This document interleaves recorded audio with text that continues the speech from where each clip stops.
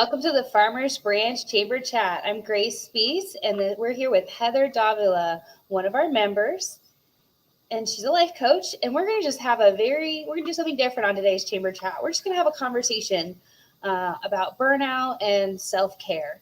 So, Heather, I'm just going to toss that straight to you, and why don't you dive in for us? I think we all know what burnout and self-care is, but what direction do you want to take this? Yeah, well, first of all, thanks for having me, Grace. I love being able to share this information because I think it's beneficial regardless of where you are on the burnout spectrum.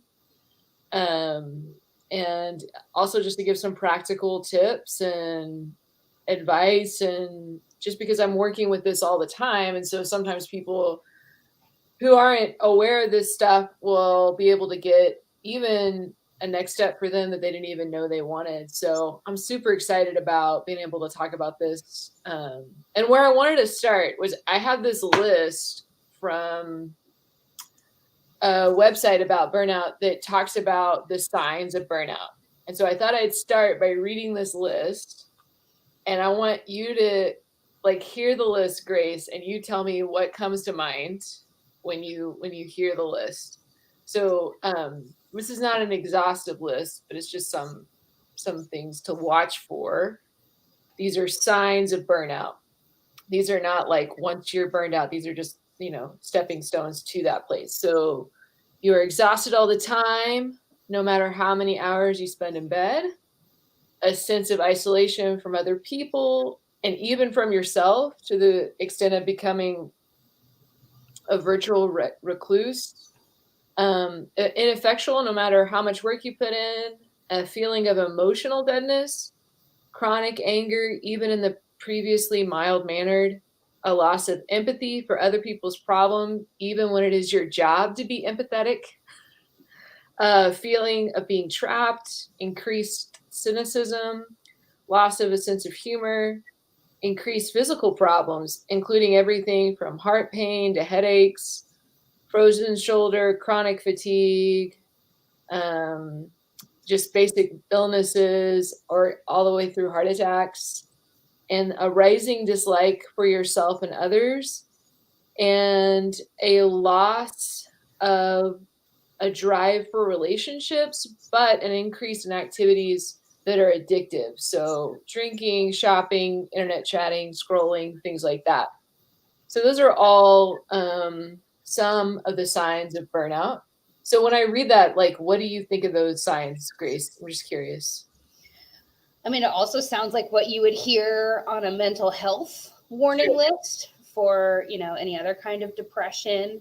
I definitely think, oh, wow, I feel like there are a lot of people in our world who are probably living that on a daily basis and who might not realize that they're experiencing burnout, that they may just think that there's something wrong with them, or that I think a common thing that people say, well, it's just the way that I am.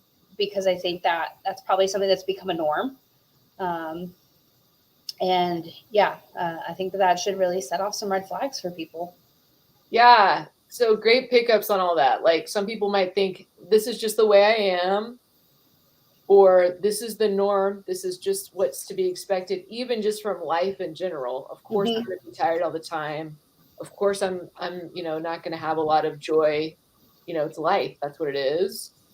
And it's also just something that people don't even notice. So those things are great pickups. I would imagine it kind of probably creeps up like a slow thing. Yes. If you were to be totally happy and wake up one day with chronic anger, you would notice it. When it's something that's probably happening, I would assume gradually over time, then it probably becomes like this. Again, that thing that's normal, this is just life. And I think the other big flag in there that I want to pull out would be, the sense of feeling trapped. How many people feel like, yes, I have to stay in this job in order to provide for my family, get these benefits, X, Y, Z.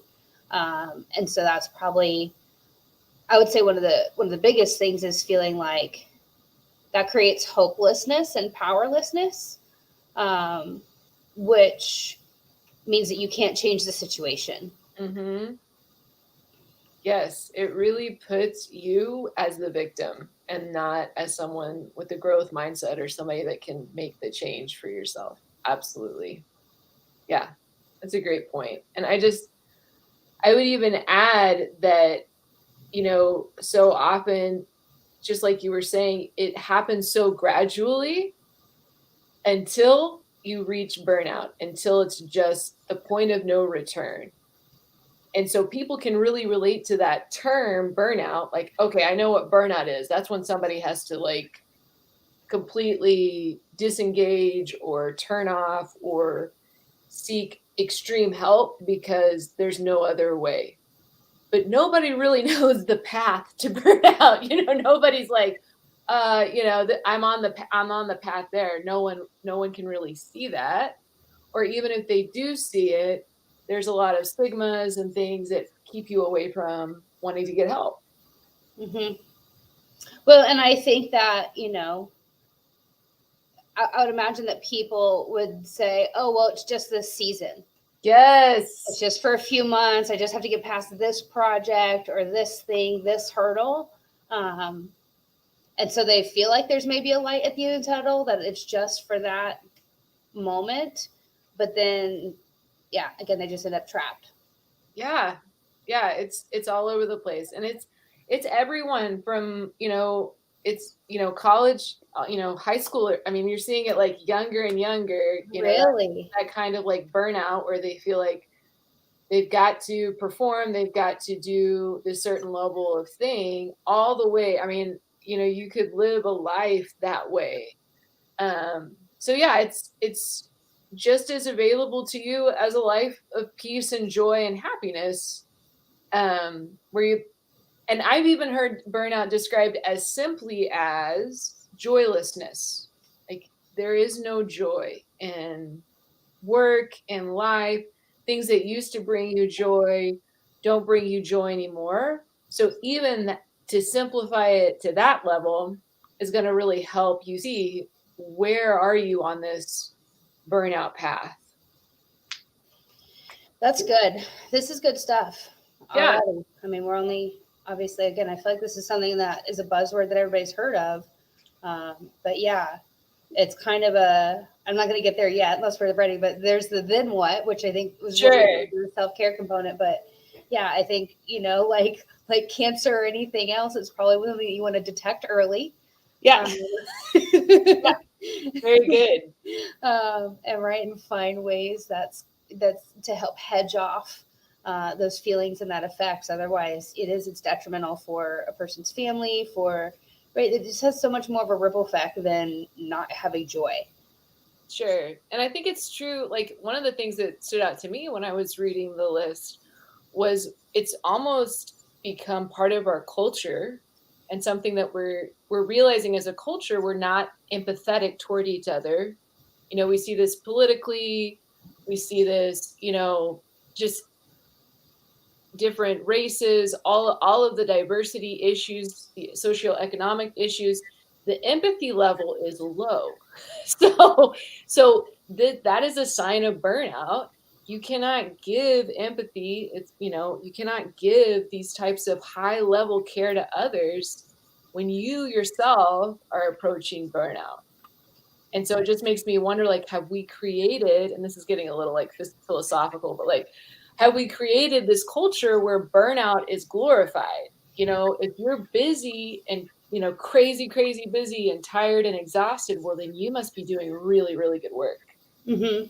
When I think Brene Brown addresses that in one of her books, where exhaustion is a status symbol. Yes.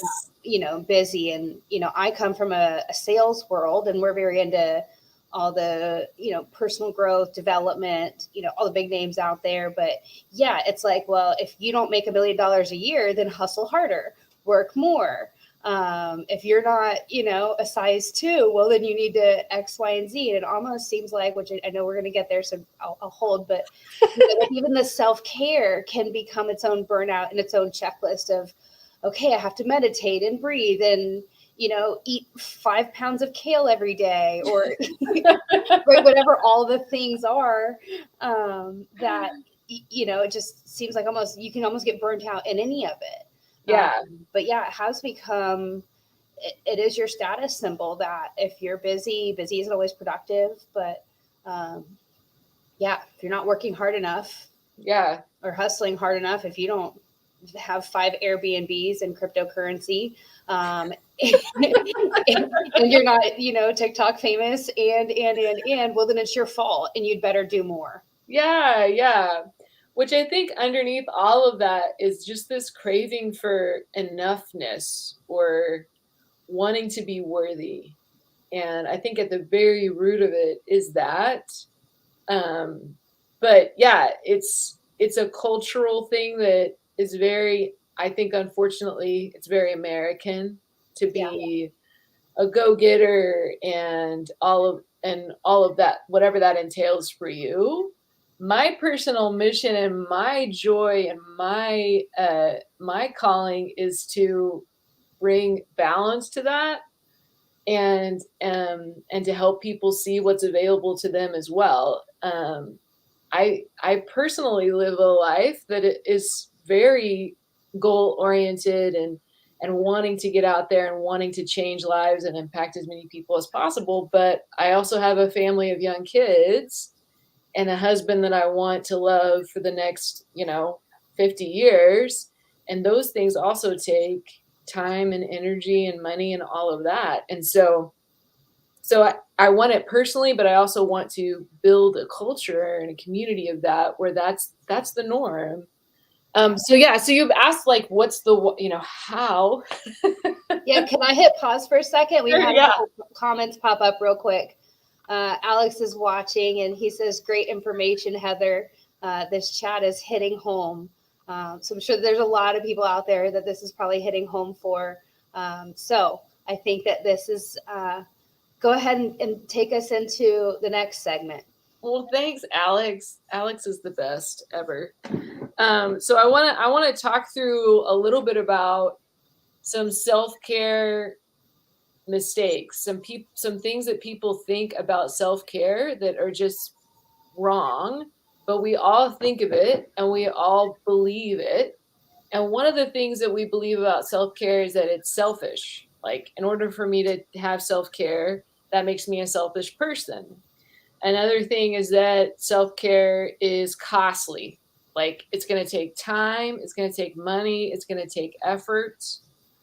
And the last kind of like big hurdle when it comes to self-care is kind of what you were talking about a little bit earlier, which is later. Like, after this busy season, then I'll take care of myself. After the kids are grown or after, we get through this quarter or whatever it is. So all of these thoughts about self-care really keep you from caring for yourself. And I just want to I'm going to draw a line behind me. I'm going to explain it. So on one end of the spectrum, you have burnout. Okay. So this is one side. This is where you can go. On the other side, I'm just going to call it health. So that's going to be like your healthiest state.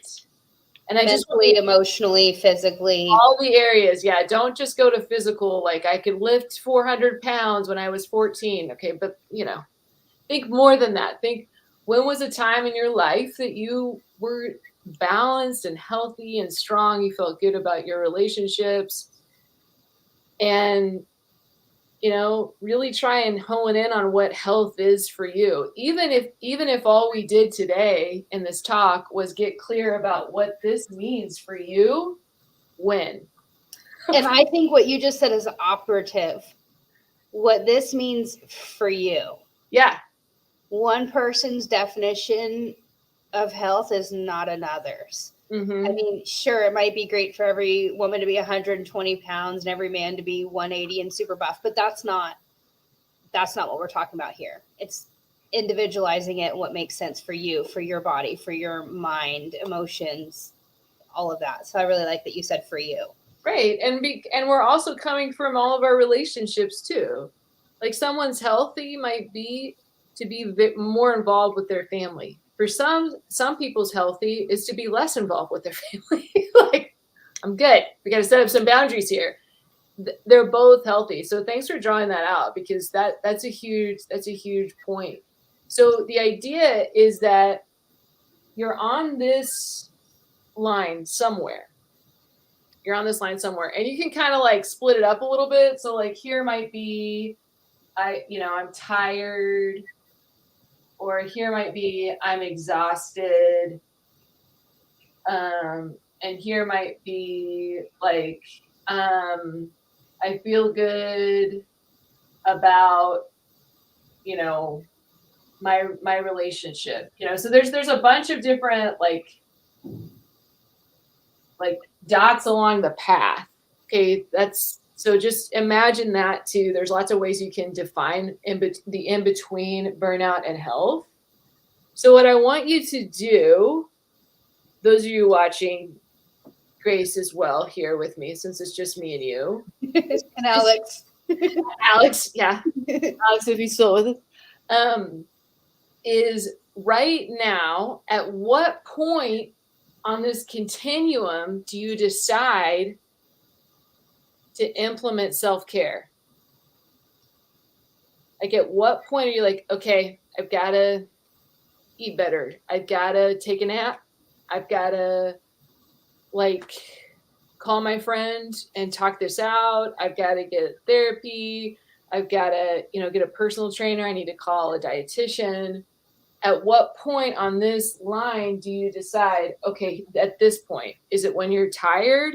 Is it when you have pain in your body? For sure. But hopefully you start dialing in before. Yeah. Yeah. So you don't want to nobody wants to, and I'm just going to use cancer as an extreme example, but no one wants cancer. So sure. What do you do to self-care in the meantime to not get cancer? Well, maybe you don't smoke. Maybe you don't eat fatty foods. Maybe you don't, you make sure you wear sunscreen. You go to the doctor, right? You go to the doctor regularly. You should do all of that before you end up, right? If burnout was cancer, you would do all these other preemptive things. So I think that, you should be self-caring even in the state of health. That's exactly that you have to maintain. Yeah. So for instance, just if I'm using myself, I normally at this point, halfway between when I get tired is when I start okay, let's reassess what's going on. Let's look at the calendar. Let's make some space for certain things that help me care well for myself. So right now, this is, for me personally, this is where I begin really implementing self-care at a higher level. But the goal would be to implement self-care here when you're healthy, to create healthy self-care rhythms that would begin to become just part of who you are, become part of how you're living, with healthy boundaries, with relationship, just all of the things that health, which we just talked about. So the idea then with coaching or with whatever you're choosing to do to better yourself is to close this gap to where you're not waiting till you're completely exhausted. Because some people may never do self-care and they get all the way to burnout, right? So then you've got quite a gap to close here between health and burnout. Some people might wait until they're physically exhausted, they're sick all the time, or whatever it might be. Then you've got quite a bit of a gap. Some people, might actually I feel pretty good about certain things, and when I'm approaching tired, that's when I realize, okay, I've got to get back on whatever it is, and you start implementing self-care. There's still a gap. There's still a place where you can grow in that. And so I just want to highlight that there's this gap for all of us, that we're all learning how to take better care of ourselves. And that's okay. We're just closing that gap a little bit more. Mm-hmm. And the ripple effects of this are massive, right? Our kids are watching us, our coworkers are watching us, our clients are watching us. And the better we are taking care of ourselves, the better we can take care of all of the people that we're influencing. Okay, it's so the oxygen mask principle. Exactly. Well, and I want to piggyback on, right? You talked about health for you, right? And I think it was also defining what is tired for you. Yes. Living on coffee and energy drinks, you might not feel tired, but you're probably tired. And so, right, clearly defining what is that tired for you? Is it tired in your relationships? Is it tired, like you said, allocating those words or those things to the different aspects of life and understanding what does that look like for you? Yeah. So Yeah, and even going back to like what are, this list that I read off at the top, like really seeing those things as signs. And because you may not even see being angry as a sign yet. Like if you're real short, if you're real short and you don't see that as a problem, then you may need to realize like, that's something I need to look into. Or even if you're numbing all the time, which is looking to other things to distract you from whatever pain or whatever's going on in your body or in your mind, those are both red flags for you to begin to just start getting curious about. Yeah. Yeah, I like that. What those words, getting curious about, and I was encouraged at one point when I was in sales, which can also create that hustle, that burnout, was, being like a scientist. And right, observing and just poking questions like you would, like a scientist would, and like, right, removing yourself and like, okay, if you were watching you from a corner or from across the room, instead of right, you're up close and personal, what would I say to me? That's interesting. You're feeling this way, and just pausing to ask yourself some questions, and question this. Look, right, I don't want to be too like scientific or businessy, but right, what is this data and what does it mean? Right now, my data says I'm tired, withdrawing, angry. What does this mean? And what could I do? Where is this coming from? And beginning to just examine and evaluate that, not in a judgmental way, not in a I shouldn't feel this way, not in right self-condoning. Well, everyone else, the greatest people on earth, live on 4 hours of sleep. Okay, good for them. Right. Yeah. So, yeah. Great stuff, Grace. What you're saying is you're approaching yourself and taking the shame away. So many people, when it comes to self-care and burnout, both of those subjects are covered in shame and guilt and just feeling bad that you haven't cared well for yourself or you haven't cared well for other people or whatever the shame and guilt that might be building up in you. And being able to take that away just for a second and be curious about it is going to be so much more beneficial than just heaping shame on top of it all. Yeah, shame is a horrible motivator. Yeah. And it's very sneaky.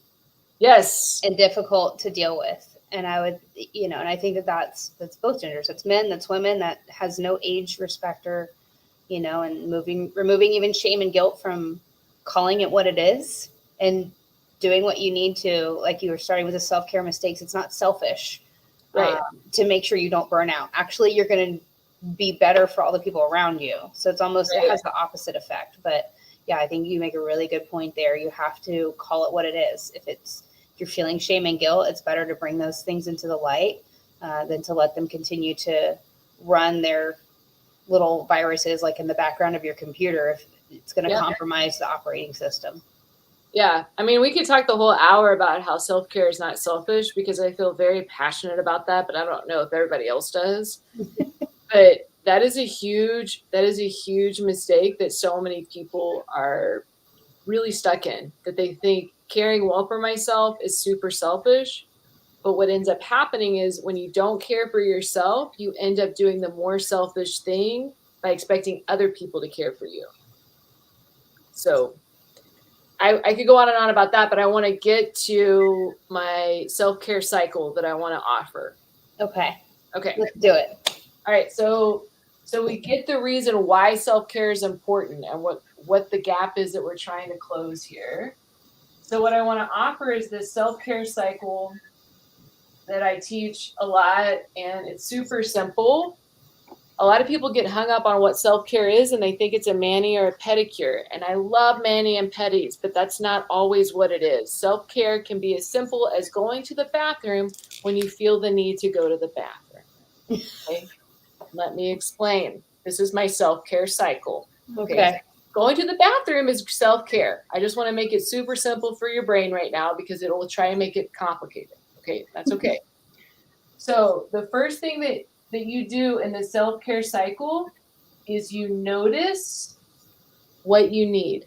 Now, this noticing can take a few seconds, or you could take a full like retreat weekend getaway to really begin taking stock of where you are in your body, in your mind, all of it. Okay, so but in using my example, oh, I need to go to the bathroom. Okay, that's the noticing. Okay, the next step in the self care cycle is asking yourself the question, how valuable am I? Talk about a loaded question. Okay. This is an amazing question for you to just chew on. Again with the noticing, you could do this in a few seconds, or you could do it for days on end and really begin to get to the core of who you are and the value you offer others, but even just the value you are for being alive and the worthiness that you have and the immense value you bring just for being who you are. We need you. Okay. Again, I could preach on this for another hour, but I'm going to move on to my last part of the cycle, which is decide. You can decide how to move forward. Okay, so going back to my example, I notice that I need to use the bathroom. I decide, how valuable am I in this moment? Am I valuable enough to stop everything and go to the bathroom? Or do I decide, you know what, I'm going to hold it. I'm not that valuable right now. This is more valuable, whatever it might be in front of me. And then I make my decision, and then I go back to my noticing level. Okay. Or you can say, you know what, I'm super valuable in this moment. This is more important. And I decide to care well for myself in this moment and go use the bathroom. That's as simple as self-care can be. And I just encourage you to take that and use it.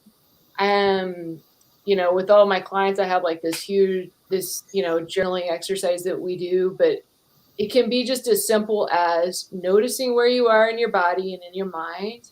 What's hurting? There's pain? Even right now, if you take a deep breath, where's there pain or tension in your body? And then how valuable am I? And decide what you want to do with it. Do I need to go on a walk? Do I need to stretch out? Do I need to give myself some space? Or is this other thing I'm doing right now more valuable, and I'm going to push through and do this, knowing that I can decide to notice it later? And then you're back on the self-care cycle. So yeah, that's my self-care cycle. I like that. And I want to speak to one thing. I heard this yesterday at a Bible study group I was in, but I think for those who might be on burnout or struggling with some level of mental health, I want to just also pose the question with how valuable am I? If you have a hard time answering that question, the follow-up question for me is, who told you weren't valuable? Yeah. Did circumstances, did the media, who told you weren't enough, or that you weren't valuable and that you weren't worth caring and loving for yourself? Yeah. And maybe that might impact, your decision. And I think that's really good. What I always appreciate about you, Heather, is you have a nice way of being simple and straightforward. That's meaningful and impactful. Good. And I love this. Again, I come from a personal professional development kind of background.